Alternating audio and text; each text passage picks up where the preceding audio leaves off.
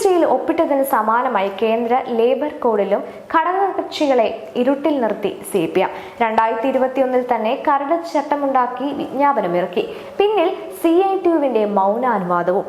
കള്ളക്കളി പുറത്തായതോടെ മലക്കമറിഞ്ഞ് തൊഴിൽ മന്ത്രി V Sivankutty. 2021 December 14 Kerala code on wages rules 2021 എന്ന പേരിലാണ് വിജ്ഞാപനമിറക്കിയത്. 50 അധ്യായങ്ങളിലായി 66 ഖണ്ഡികകളുള്ള കരടാണ് വിജ്ഞാപനത്തിൽ ഉണ്ടായിരുന്നത്.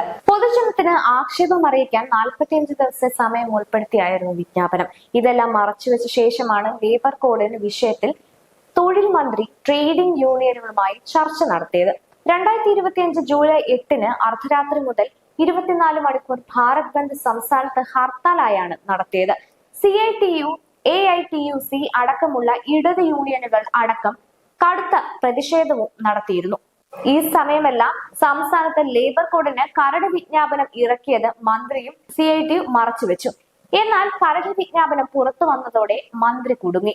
ഉദ്യോഗസ്ഥ തലത്തിൽ മാത്രം രൂപീകരിച്ചതാണ് കരട് ചട്ടം എന്ന് പറഞ്ഞ് ശിവൻകുട്ടി മലക്കം മറിഞ്ഞു. 2021 കേന്ദ്ര തൊഴിൽ വകുപ്പ് സെക്രട്ടറി സംസ്ഥാന തൊഴിൽ വകുപ്പ് സെക്രട്ടറിമാരും യോഗം വിളിച്ചെന്നും അതിന്റെ തീരുമാനപ്രകാരം ഉദ്യോഗസ്ഥൻ കരട് ചട്ടം തയ്യാറാക്കിയെന്നുമാണ് ന്യായീകരണം.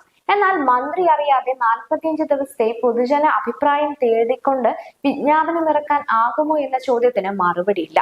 മന്ത്രിസഭാ യോഗത്തിൽ CPI ഉൾപ്പെടെ എതിർത്തിട്ടും ഘടകകക്ഷികളെ തള്ളിക്കളഞ്ഞ് PM ശ്രീയിൽ സംസ്ഥാന സർക്കാർ ഒപ്പിട്ടിരുന്നു.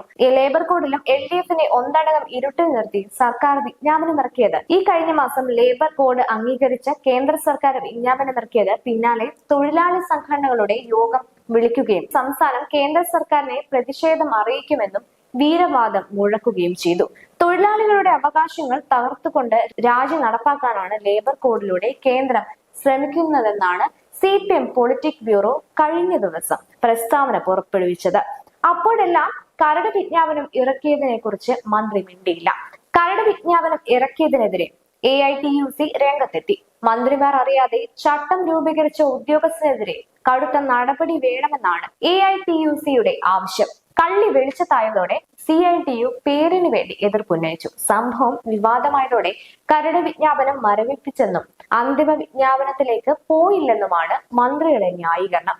ശിവൻകുട്ടിയുടെ ഇരട്ടത്താപ്പിനെതിരെ LDFൽ വീണ്ടും ഭിന്നത രൂക്ഷമായിട്ടുണ്ട്.